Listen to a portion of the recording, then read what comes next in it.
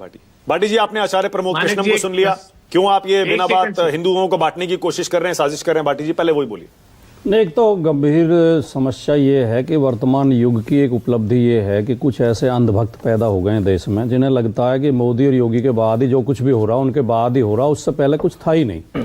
ना सनातन था, ना हिंदू धर्म था, ना शंकराचार्य थे, ना कोई रामायण पढ़ता था, ना कोई महाभारत पढ़ता था, ना कोई राम का नाम लेता था। ये मोदी जी ने किया जो कुछ भी किया। हिमालय पे बर्फ नहीं पड़ती थी, राम भक्तों पे गोली चलाने वाले बहुत। मैं आपके बीच में नहीं बोला एक शब्द भी। मौका दूंगा आपको। उंगली से क्या दिखा रहे हैं? तमीज सीखिए, कैमरे पे देखिए, बोलिए। डिबेट में बैठने की तमीज सीखिए। भाटी जी आप बीच में नहीं बोलेंगे, लड़के हैं, गलती हो जाती है, नहीं बोलेंगे, बदतमीज नहीं करेंगे। लड़के हैं, गलती हो जाती है, चमचागिरी करनी है योगी जी की करिए, बीजेपी की करिए, मुझसे बदतमीज नहीं करेंगे। एक मिनट बता देता हूँ। एक मिनट भाटी जी नहीं, पहले इस आदमी से कहो तमीज सीखे डिबेट में बैठने की। भाटी जी आप ही को मौका दे रहा हूँ, एक सेकंड रुकिए। आप ही बोलिएगा, आप ही बोलिएगा। भाटी जी आप ही बोलेंगे, एक सेकंड। मैं इनके बीच में एक शब्द नहीं बोल रहा। भाटी जी रुकिए ना, मैं कह रहा हूँ आप ही बोलेंगे, एक सेकंड रुकिए। शांतनु, वन बाय वन बिल्कुल प्लीज, और नो पर्सनल कमेंट, ठीक है? एक एक करके बोलेंगे, सबको मौका दूंगा मैं। आप निश्चिंत रहिए। भाटी जी बोलिए। आचार्य प्रमोद कृष्णम और जो योगी जी ने सवाल उठाए दोनों पर टिप्पणी करना चाहते हैं। बोलिए। देखिए, ये शायद इस डिबेट में बैठे सब लोग मानेंगे और सभी लोग जो समझदार लोग हैं सब मानते हैं, धर्म ध्वजा राज ध्वजा से ऊपर होती है। धर्म हमेशा राजनीति से ऊपर होता है। जो व्यक्ति मठ को छोड़ के राजनीतिक निवास में आ जाए, कालनेमी वो है। जो शासन के लिए अपने मठ को छोड़ दे, अपने साधुता को छोड़ दे, कालनेमी वो है। दूसरी बात, इसी जो गोरखनाथ जी का संप्रदाय है, गोरखनाथ जी की जो परंपरा है, गुरु गोरखनाथ के जिंदा रहते ही एक राजा थे गोपीचंद नाम के, उनकी मां ने उन्हें योग दिलवा दिया गोरखनाथ जी के पास ले जाके, और बाद में उसे मोह आ गया और उसने कहा कि बेटा तू वापिस आ जा। तो गोपीचंद ने कहा, मां मैं तो राजा की पदवी से तो बहुत ऊपर पहुंच गया हूं, मैं कहां इसे गंदगी में मुझे वापस लेकर आ रही है। एक हमारे योगी जी हैं जो मठ को छोड़ के इस राजनीति की गंदगी में बहुत सारे बाबा आए, तो कालनेमी कौन है ये आपको तय करना पड़ेगा। वैसे तो बहुत सारे बाबा आए हैं। नहीं, मैं लेकिन बात तो मेरी सही है, बात तो मेरी गलत नहीं। बहुत सारे बाबा आए हैं। अब एक योगी जी ने सवाल उठाया कि शंकराचार्य ने औरंगजेब जैसा नाम क्यों प्रयोग किया।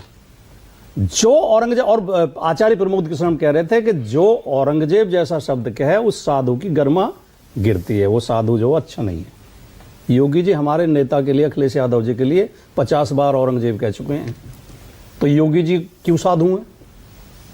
सवाल ये है। अब तो नेता है ना, अब तो नेता है वो योगी जी, अब तो नेता है। आपने नेता ही है। अरे कमाल है। अरे अंधभक्त नहीं मानेंगे आप, तो समझदार एक एंकर हैं, समझदार पत्रकार, आप तो मान लेंगे।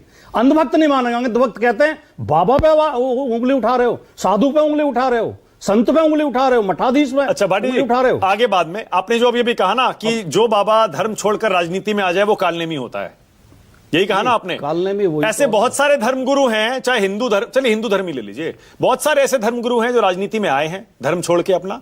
उनमें शायद कुछ समाजवादी पार्टी में भी रहे, कुछ कांग्रेस पार्टी में भी रहे। भाटी जी आप सबको कालनेमी कह रहे हैं? देखिए, नहीं, मैंने तो योगी जी के सवाल का जवाब दिया है। योगी जी कह रहे हैं ना कालनेमी, तो कालनेमी वो संत है जो जरूरत पड़ने पर, देखिए वो व्यवहार देख के, समय देख के बोलते हैं, जो खराब करता है उसके खिलाफ बोलते हैं।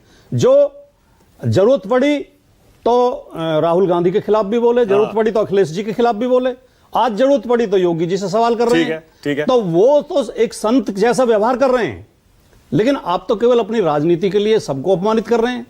एक सवाल यह उठा कि साधुओं के ऊपर पुलिस ने प्रहार इसलिए किया क्योंकि वे व्यवस्था तोड़ रहे थे। वहां तो पुलिस की माननी पड़ेगी। सवाल आया नहीं अभी। वहां तो प्रशासन की माननी पड़ेगी।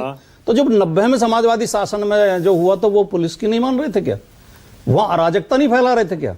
उस पर क्यों सवाल उठाते? और 2016 मतलब आप करें तो ठीक, दूसरी सरकार करे कानून व्यवस्था बनाने के लिए, अगर रोके तो वो गलत। और 2016 में भाटी जी, तो ये जो 2016 में पहली बात तो ये शंकराचार्य नहीं थे, तो इसलिए मार दिया।